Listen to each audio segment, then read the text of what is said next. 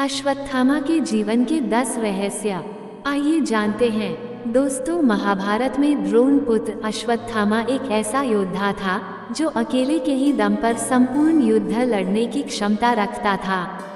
कौरवों की सेना में एक से एक योद्धा थे। पांडवों की सेना हर लिहाज से कौरवों की सेना से कमजोर थी, लेकिन फिर भी कौरव हार गए। दोस्तों, आपको बता दें कि महाभारत युद्ध के बाद जीवित बचे 18 योद्धाओं में से एक अश्वत्थामा भी थे। अश्वत्थामा को संपूर्ण महाभारत के युद्ध में कोई हरा नहीं सका था। वे आज भी अपराजित और अमर हैं। आओ जानते हैं अश्वत्थामा के जीवन से जुड़े ऐसे 10 रहस्य जिसको हर कोई जानना चाहता है। वीडियो में आगे बढ़ने से पहले आप वीडियो को लाइक करें और कमेंट में बताएं कि महाभारत का युद्ध कितने दिनों तक चला। देखते हैं आज कितने लोग इसका सही उत्तर दे पाते हैं। नंबर 1, जन्म का रहस्य। दोस्तों, अश्वत्थामा का जन्म भारद्वाज ऋषि के पुत्र द्रोण के यहाँ हुआ था। उनकी माता ऋषि शरद्वान की पुत्री कृपि थी। द्रोणाचार्य का गोत्र अंगिरा था। तपस्यारत द्रोण ने पितरों की आज्ञा से संतान प्राप्ति हेतु कृपि से विवाह किया। कृपि भी बड़ी ही धर्मज्ञ, सुशील और तपस्विनी थी। दोनों ही संपन्न परिवार से थे। जन्म लेते ही अश्वत्थामा ने उच्च श्रवा अश्व के समान घोर शब्द किया, जो सभी दिशाओं और व्योम में गूंज उठा। तब आकाशवाणी हुई कि इस विशिष्ट बालक का नाम अश्वत्थामा होगा। नंबर 2, बदल गया द्रोण का जीवन। दोस्तों, अश्वत्थामा के जन्म के बाद द्रोण की आर्थिक स्थिति गिरती गई। घर में कुछ भी खाने को नहीं बचा। विपन्नता आ गई। इस विपन्नता को दूर करने के लिए द्रोण परशुराम जी से विद्या प्राप्त करने उनके आश्रम गए। द्रोण आश्रम से लौटे तो घर में गाय तक न थी। अन्य ऋषि कुमारों को दूध पीते देख अश्वत्थामा दूध हेतु रोता था। और एक दिन द्रोण ने देखा कि ऋषि कुमार चावल के आटे का घोल बनाकर अश्वत्थामा को पिला चुके हैं और अबोध बालक अश्वत्थामा, मैंने दूध पी लिया, ये कहते हुए आनंदित हो रहा है। ये देख द्रोण स्वयं को धिक्कार उठे। इससे ये सिद्ध होता है कि अश्वत्थामा ने अपना बचपन जैसे तैसे खा पी कर बिताया। उनके लिए घर में पीने को दूध तक नहीं होता था, लेकिन जब वे अपने मित्रों के बीच रहते थे तो झूठ ही कह देते थे कि मैंने तो दूध पी लिया। नंबर 3, पिता का अपमान। पिता ने जब बालक अश्वत्थामा की यह अवस्था देखी तो उन्होंने खुद को इसका दोषी माना और वे उसके लिए गाय की व्यवस्था हेतु स्थान स्थान पर घूमकर धर्मयुक्त दान के लिए भटके, लेकिन उन्हें कोई भी गाय दान में नहीं मिली। अंत में उन्होंने सोचा कि क्यों न अपने बचपन के मित्र राजा द्रुपद के पास जाया जाए। वे अपने पुत्र अश्वत्थामा के साथ राजा द्रुपद के दरबार में जा पहुँचे। राजा द्रुपद की राजसभा में पिता की अवमानना बालक अश्वत्थामा ने देखी थी और देखी होगी उनकी विवशता और क्रूर विडंबना की शस्त्र शास्त्र के ज्ञाता भी सत्तासीन मदमत व्यक्ति द्वारा अपमानित होते हैं। अश्वत्थामा के बाल मन पर उस वक्त क्या गुजरी होगी जब उनके पिता को वहां से धक्के मारकर निकाल दिया गया। नंबर 4, अश्वत्थामा बने शिक्षक और राजा। अश्वत्थामा को लेकर द्रोण पांचाल राज्य से कुरु राज्य में हस्तिनापुर आ गए और वहां वे कुरु कुमारों को धनुष बाण की शिक्षा देने लगे। वहां पर वे कृप शास्त्र की शिक्षा देते थे। अश्वत्थामा भी पिता के इस कार्य में मदद करने लगे। वे भी कुरुओं को बाण विद्या सिखाते थे। बाद में द्रोण कौरवों के आचार्य बन गए। उन्होंने दुर्योधन सहित अर्जुन आदि को शिक्षा दी। आचार्य के प्रति उदारता दिखाते हुए पांडवों ने गुरु दक्षिणा में उनको द्रुपद का राज्य छीनकर दे दिया। बाद में द्रोण ने आधा राज्य द्रुपद को लौटा दिया और आधे को उन्होंने अश्वत्थामा को दे दिया था। उत्तर पांचाल का आधा राज्य लेकर अश्वत्थामा वहां के राजा बन गए और उन्होंने अपने राज्य की राजधानी अहिच्छत्र को बनाया। अब द्रोण भारत भर के सबसे श्रेष्ठ आचार्य थे। कुरु राज्य में उन्हें भीष्म, धृतराष्ट्र, विदुर आदि से पूर्ण सम्मान प्राप्त था, अतः अभावों के दिन विदा हो गए थे। नंबर 5, संपूर्ण विद्याओं में पारंगत थे अश्वत्थामा। जी हाँ दोस्तों, अश्वत्थामा जीवन के संघर्ष की आग में तपकर सोना बना था। महान पिता द्रोणाचार्य से उन्होंने धनुर्वेद का ज्ञान प्राप्त किया था। द्रोण ने अश्वत्थामा को धनुर्वेद के सारे रहस्य बता दिए थे। सारे दिव्यास्त्र, आग्नेया, वरुणास्त्र, पर्जन्यास्त्र, वायव्यास्त्र, ब्रह्मास्त्र, नारायणास्त्र, ब्रह्मशिर आदि सभी उसने सिद्ध कर लिए थे। वह भी द्रोण, भीष्म, परशुराम की कोटि का धनुर्धर बन गया। कृप, अर्जुन व कर्ण भी उससे अधिक श्रेष्ठ नहीं थे।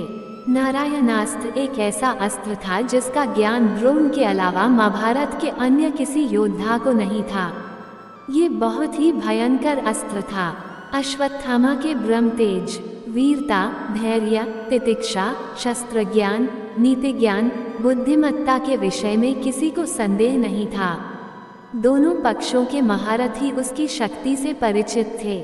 महाभारत काल के सभी प्रमुख व्यक्ति अश्वत्थामा के बल, बुद्धि व शील के प्रशंसक थे। भीष्म जी रथियों व अतिर्थियों की गणना करते हुए राजा दुर्योधन से अश्वत्थामा के बारे में उनकी प्रशंसा करते हैं, किंतु वे अश्वत्थामा के दुर्गुण भी बताते हैं। उनके जैसा निर्भीक योद्धा कौरव पक्ष में और कोई नहीं था। नंबर 6, अश्वत्थामा का भय। दोस्तों, जब राक्षसों की सेना ने घटोत्कच के नेतृत्व में भयानक आक्रमण किया तो सभी कौरव वीर भाग खड़े, तब अकेले ही अश्वत्थामा वहां अड़े रहे।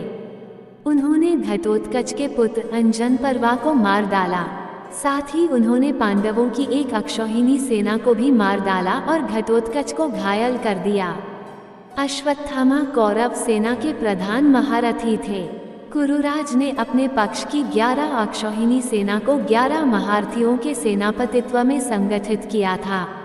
ये थे द्रोण, कृप, शल्य, जयद्रथ, सुदक्षिण, कृतवर्मा, अश्वत्थामा, कर्ण, भूरिश्रवा, शकुनी और बाहलिक। अतः अश्वत्थामा 11 सेनापतियों में एक प्रमुख स्थान रखता है। इधर युद्ध में अर्जुन, कृष्ण, युधिष्ठिर, भीम, नकुल, सहदेव, द्रुपद, धृष्टद्युम्न तथा घटोत्कच आदि लड़ रहे थे। उनके रहते हुए भी उनके देखते ही देखते अश्वत्थामा ने द्रुपद, सुत, सुरथ और शत्रुंजय, कुंतीभोज के 90 पुत्रों तथा बलानीक, शतानीक, जयाश्व, श्रुताह्या, हिम्मली, पृष्ठद्रा तथा चंद्रसेन जैसे वीरों को रण में मार डाला और युधिष्ठिर की सेना को भगा दिया था। अश्वत्थामा द्वारा किए जा रहे इस विध्वंस को देखते हुए पांडव पक्ष में भय और आतंक व्याप्त हो गया था। अब अश्वत्थामा को रोका जाना बहुत जरूरी हो गया था। सभी इस पर विचार करने लगे थे, अन्यथा अगले दिन हार निश्चित थी। नंबर 7, अश्वत्थामा गज मारा गया।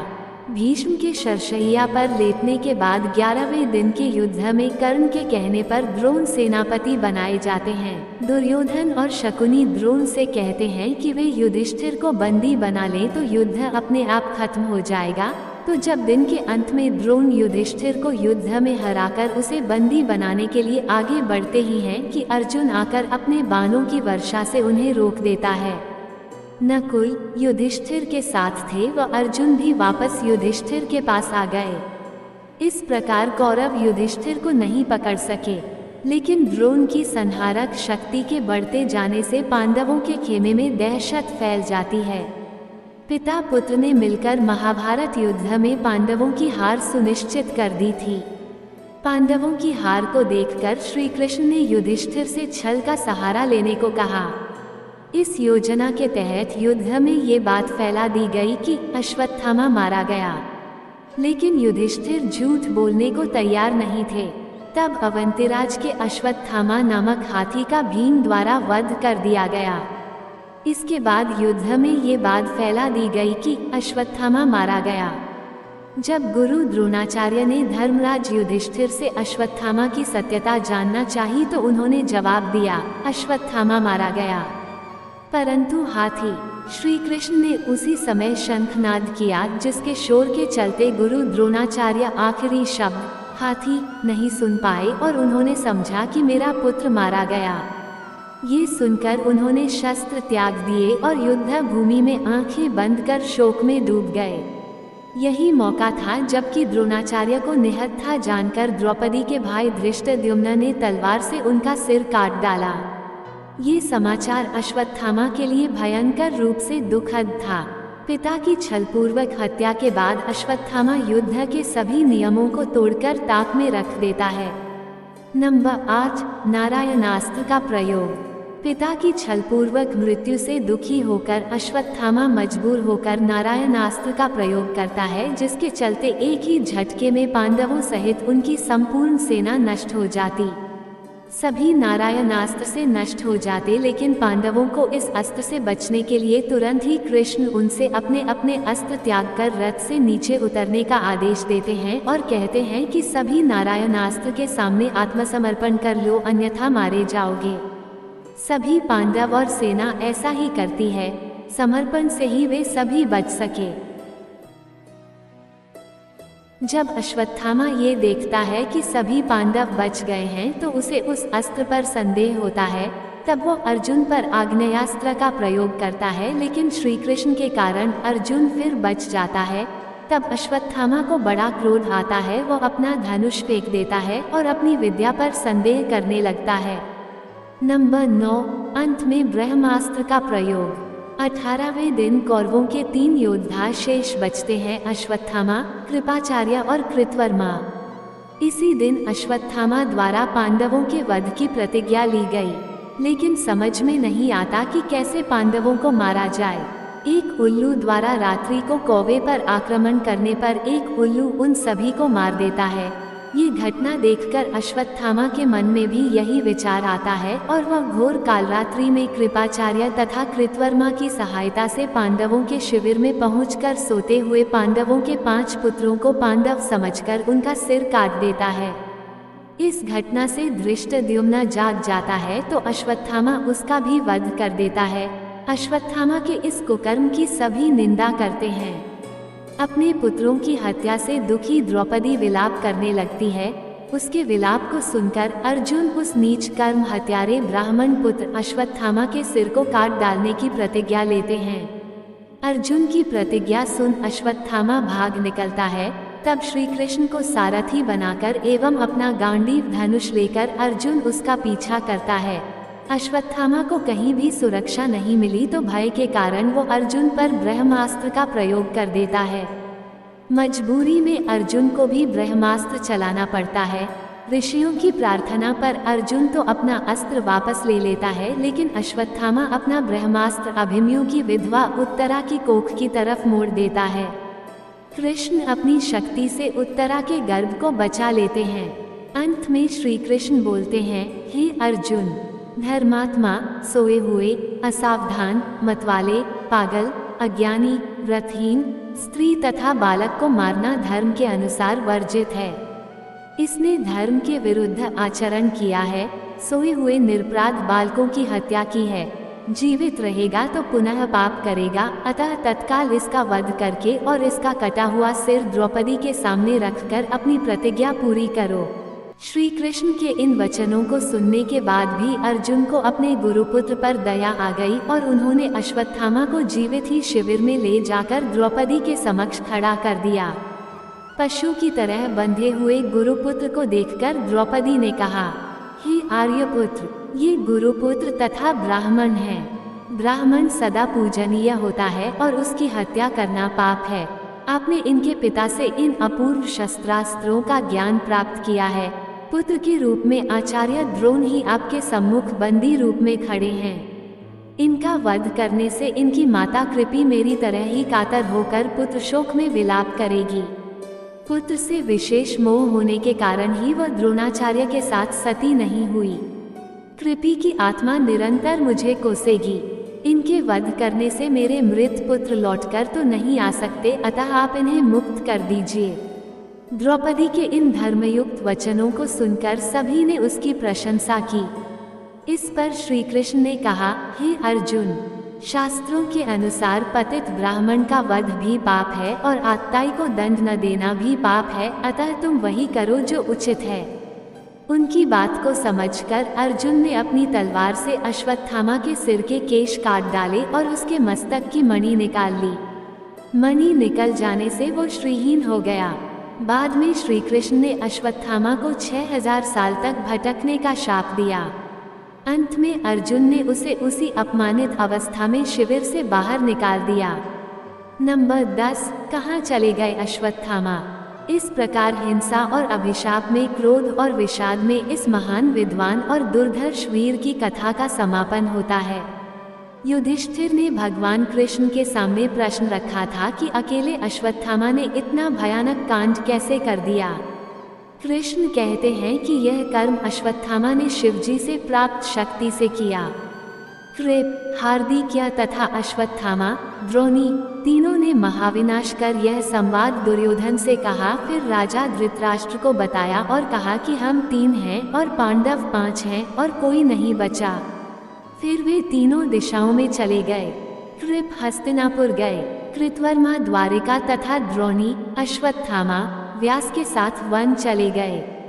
आज भी भारत के जंगलों में अश्वत्थामा को देखे जाने की घटनाएं दर्ज की जाती है।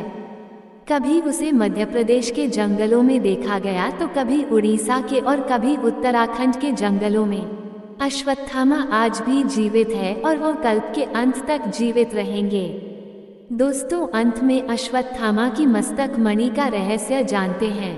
अश्वत्थामा द्रोणाचार्य के पुत्र थे। द्रोणाचार्य ने शिव को अपनी तपस्या से प्रसन्न करके उन्हीं के अंश से अश्वत्थामा नामक पुत्र को प्राप्त किया। अश्वत्थामा के पास शिवजी के द्वारा दी गई कई शक्तियां थीं। वे स्वयं शिव का अंश थे। जन्म से ही अश्वत्थामा के मस्तक में एक अमूल्य मणि विद्यमान थी, जो कि उसे दैत्य, दानव, शास्त्र, व्याधि, देवता, नाग आदि से निर्भय रखती थी। इस मणि के कारण ही उस पर किसी भी अस्त्र शस्त्र का असर नहीं हो पाता था। द्रौपदी ने अश्वत्थामा को जीवनदान देते हुए अर्जुन से उसकी मणि उतार लेने का सुझाव दिया। अर्जुन ने इनकी मुकुट मणि लेकर प्राणदान दे दिया। अर्जुन ने यह मणि द्रौपदी को दे दी, जिसे द्रौपदी ने युधिष्ठिर के अधिकार में दे दी। शिव महापुराण शत्रुघ्न संहिता -37 के अनुसार अश्वत्थामा आज भी जीवित हैं और वे गंगा के किनारे निवास करते हैं, किंतु उनका निवास कहाँ है यह नहीं बताया गया है। तो दोस्तों, वीडियो में अंत तक बने रहने के लिए आपका दिल से धन्यवाद। वीडियो को लाइक करें और हमारे चैनल अद्भुत ज्ञान को सब्सक्राइब अवश्य करें और पूछे गए प्रश्न का उत्तर अवश्य दें। मिलते हैं आपसे अगली वीडियो में, जब तक के लिए जय श्री कृष्णा दोस्तों।